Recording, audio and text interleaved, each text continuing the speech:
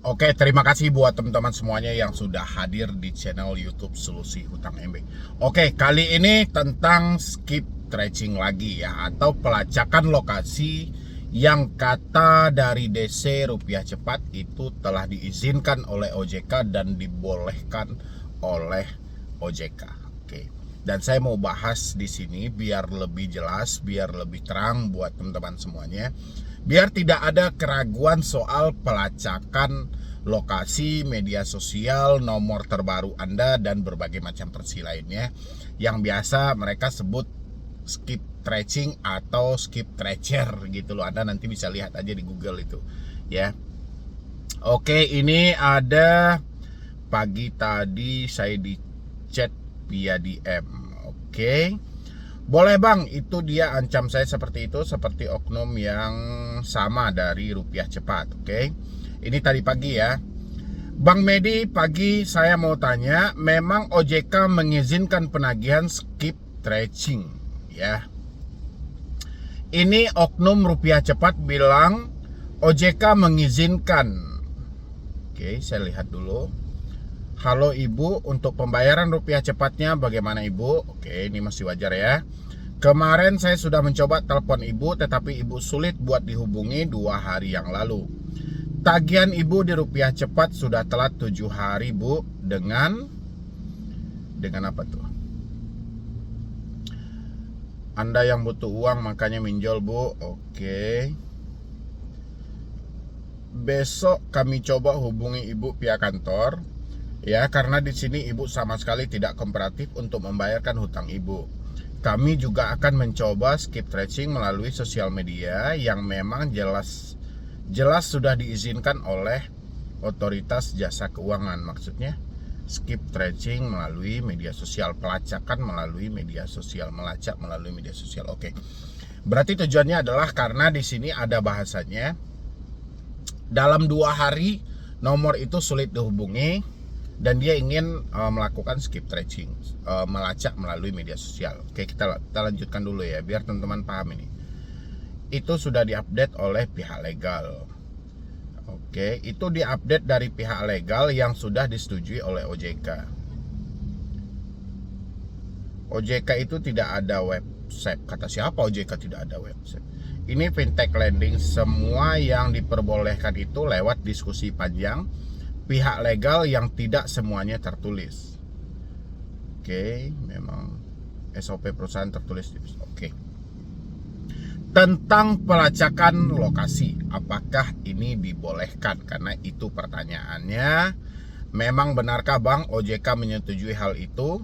Katanya OJK kasih izin ke perusahaan diam-diam Bang. Ini anehnya. Oke.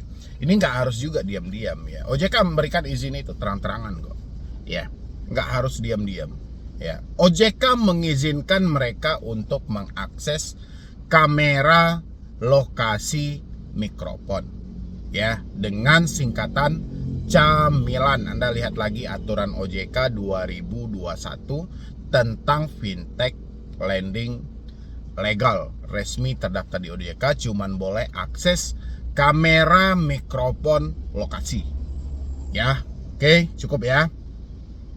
Habis itu tentang skip tracing yang Anda pertanyakan. Sebenarnya hal ini bukanlah hal yang baru lagi, tapi ini sudah hal umum. Saya ingat itu pernah membaca di jurnal yang melakukan penelitian tentang perbankan ya. Ini pertama sekali tentang pelacakan lokasi ini dilakukan oleh BTPN ya. Tujuan untuk pelacakan lokasi ini mungkin saja nomor yang bersangkutan sudah tidak bisa dihubungi, lokasi yang bersangkutan sudah tidak tahu lagi keberadaannya, itu memang dibolehkan. Ya, bahkan beberapa atau 1 tahun atau 2 tahun belakang, Shopee pun juga membuka lowongan untuk posisi skip tracing. Posisinya untuk melakukan pelacakan terhadap nasabah yang macet. Tapi tujuan utamanya tetap ya, dengan konsep nomor si debitur tidak bisa dihubungi yang pertama, alamat si debitur yang lama sudah tidak ditempati lagi. Ya, tapi ini bukan utang kaleng-kaleng loh kalau menurut saya ya. Dan tujuan Shopee juga waktu itu saya pernah lihat Shopee buka lowongan sebagai posisinya sebagai skip tracing itu. Ya, jadi posisinya tugasnya tukang lacak ya, kalau untuk gajinya ya mungkin sebatas UMR lah ya. Tujuan mereka ya cuman mencari di mana keberadaan yang bersangkutan. Itu aja sih tujuannya.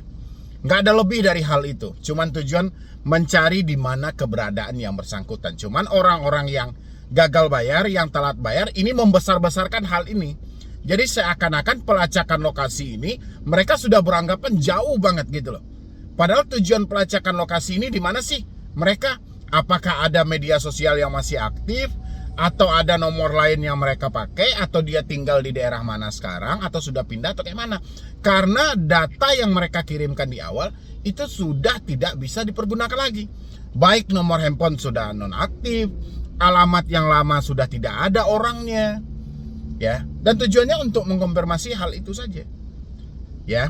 Kalau dibilangin OJK mengizinkan hal itu, OJK cuma mengizinkan akses kamera, mikrofon, lokasi. Tujuan OJK mengizinkan akses lokasi ini supaya mendetailkan atau memvalidkan antara KTP yang Anda kirim dengan alamat tempat Anda mengajukan pinjaman.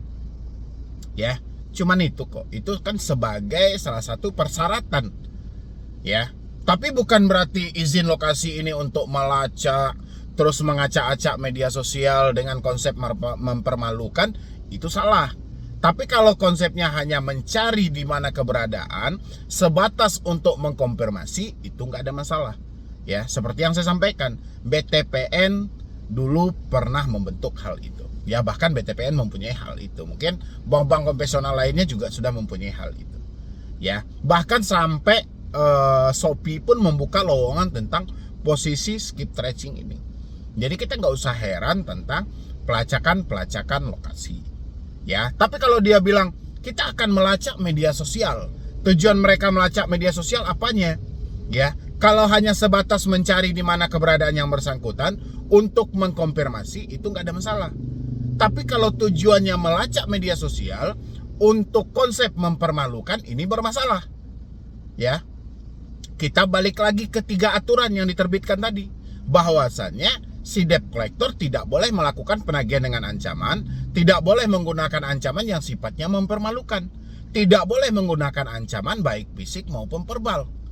Ya, nah, jadi sekarang dia melacak media sosial itu tujuannya buat apa? Kalau sebatas mengkonfirmasi itu nggak ada masalah. Nggak harus juga kita cari, wah OJK mengizinkan bla bla segala macam. OJK memang mengizinkan.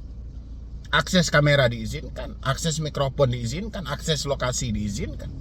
Ya, tapi walaupun OJK mengatur 3 hal ini, ya ini kan sudah ditetapkan nih. Pinjol boleh akses kamera, pinjol boleh akses mikrofon, pinjol boleh akses lokasi. Tapi OJK tidak melakukan penyelidikan lagi dalam hal ini. Padahal di dalam akses kamera bisa untuk akses galeri. Di dalam akses mikrofon bisa untuk akses data kontak. Di dalam akses lokasi bisa untuk akses data yang lain-lain lagi. OJK tidak melakukan penyelidikan dalam hal ini. Ya, disinilah letak dari penutupan satu permasalahan itu. Ya, OJK kan konfirmasi tuh, kalau ada pinjol legal yang mencoba untuk meminta izin di luar dari ketentuan yang ada, itu adalah ilegal. Kan itu tujuan OJK. Ya, berarti kalau di luar dari 3 hal yang dibolehkan ini, itu adalah ilegal. Tapi liciknya si pinjol, dia mengakses di luar dari 3 hal itu melalui double access. Ketika Anda mengizinkan akses kamera, itu sudah mengizinkan akses galeri. Ya, ketika Anda mengizinkan akses mikrofon, itu sudah mengizinkan akses yang lainnya. Begitu juga dengan lokasi. Inilah yang tidak dibongkar. Kenapa abang bisa bilang kayak gitu, Bang? Karena ancaman dari debt collector, contoh debt collector dari pinjol legal misalnya, dari mana dia bisa memunculkan data kontak seseorang? Ya, sementara jelas-jelas OJK mengatur mereka hanya boleh mengakses kamera, mikrofon, lokasi. Ketika gagal bayar, bisa pula si DC menunjukkan semua data kontak orang. Ya, berarti kan ada hal yang licik dalam hal ini. Ya, Ada yang double izin dalam satu kali klik. Ya, mungkin kita mengizinkan kamera, ya double. Selain kamera mereka akses, galeri juga mereka akses.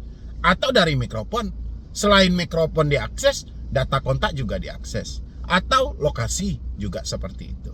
Ya, inilah yang sangat disayangkan, yang saya kecewa sama OJK di situ.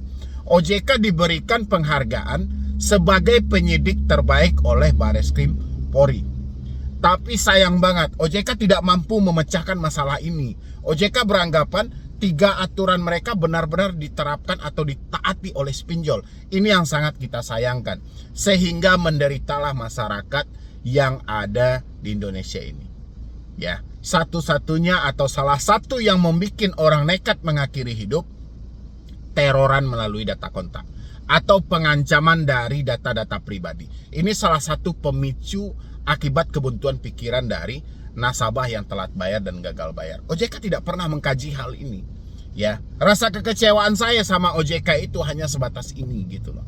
Kalau soal denda, soal bunga, oke, semuanya sudah dibatasi. Lumayan bagus lah, cuman pendistribusiannya mungkin belum maksimal. Tapi dalam pelacakan-pelacakan hal ini, ya, penerapan aturan kayak kamera, mikrofon, lokasi, OJK tidak uji secara prakteknya. OJK tidak mampu melakukan penyelidikannya. Padahal akses apa sih yang tidak dimiliki oleh OJK? OJK bisa kok menembus akses itu. Mereka ada IT-nya, ya, mereka ada pengembang yang bisa menembus ini, bisa melakukan penyelidikan secara digital. Nggak harus juga secara manual langsung datangi, kan nggak mungkin. Inilah yang sangat saya sayangkan gitu loh. Sehingga penagihan dengan menggunakan ancaman data-data pribadi masih berlanjut. Penagihan dengan konsep mempermalukan menyebarkan data masih juga berlanjut. Ya, ini belum lagi dengan bunga dan denda yang dibebankan cukup besar. Belum lagi caci maki, belum lagi penyalahgunaan data, banyak lagi. Dan hal inilah yang bikin saya kecewa.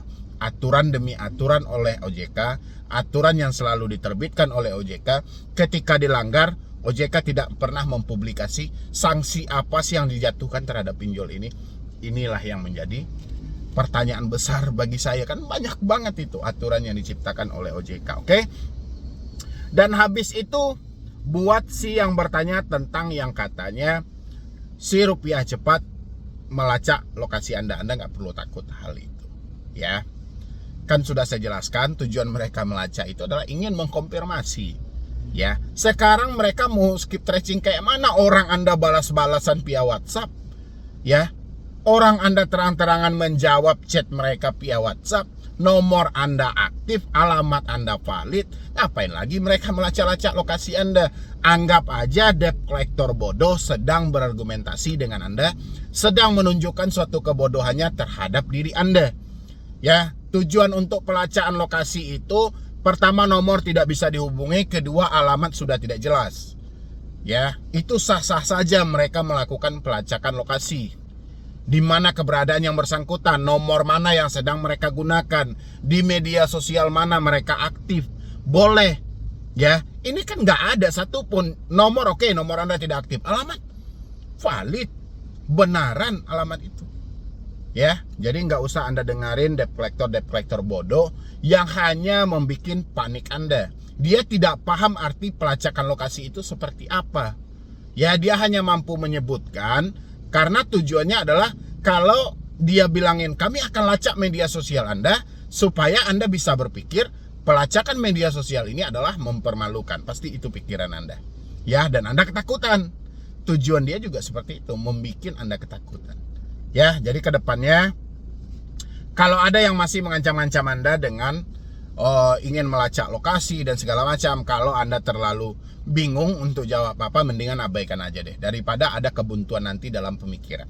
Ya, anggap saja tong kosong sedang menunjukkan suatu bunyinya padahal nggak ada gitu loh. Ya, biarkan aja mereka bekerja sesuai perintah dari perusahaan mereka. Yang penting kita kalau mampu bayarkan, kalau tidak ya sudah persetan lah dengan hal itu. Yang penting fokus memperbaiki hidup Anda, karena sayang banget kalau Anda hanya masih memikirkan satu permasalahan tentang gagal bayar dan telat bayar, Anda tidak akan mampu lagi memulihkan kehidupan Anda. Ya, hidup Anda sudah hancur, hidup Anda sudah jauh dari kata ada. Sudah saatnya Anda benahi diri Anda, fokus untuk memperbaiki hidup Anda untuk kedepannya. Ya, jadi sekian dulu dari saya, Medi Broni. Wassalam.